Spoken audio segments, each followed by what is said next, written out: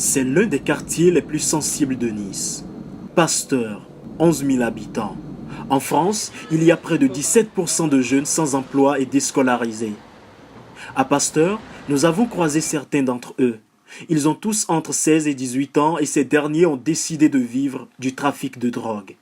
Et là, on est en pleine journée, vous n'êtes pas à l'école, comme la plupart des jeunes. Alors, qu'est-ce que vous faites, vous, la journée?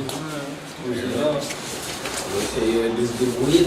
On deal, on vole, tout ce qui peut nous rapporter de l'argent, illégalement. Le gouvernement n'ignore pas les inégalités sociales de réussite scolaire et dit vouloir les combattre. Hors caméra, l'un des jeunes nous a confié qu'il doit prochainement passer son bac blanc.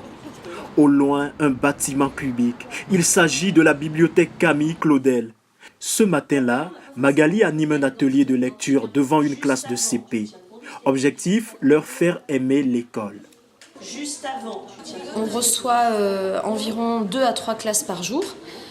Le thème est choisi avec l'instituteur en fonction sur ce qui travaille en classe ou en fonction de ce qui se passe. Par exemple, ce matin, c'était donc le carnaval.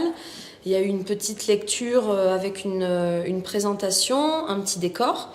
Et souvent, ce qu'on fait, pas avec tous les instituteurs, on parle un petit peu du livre.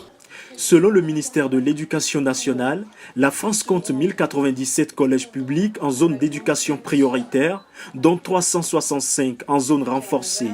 En moyenne, les instituteurs en ZEP sont plus jeunes que leurs homologues. Mais certains jugent utile de rester auprès des plus défavorisés scolairement.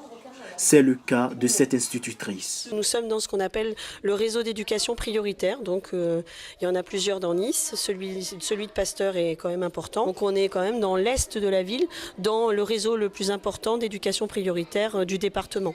En attendant, les jeunes déscolarisés du quartier Pasteur espèrent une lueur d'espoir.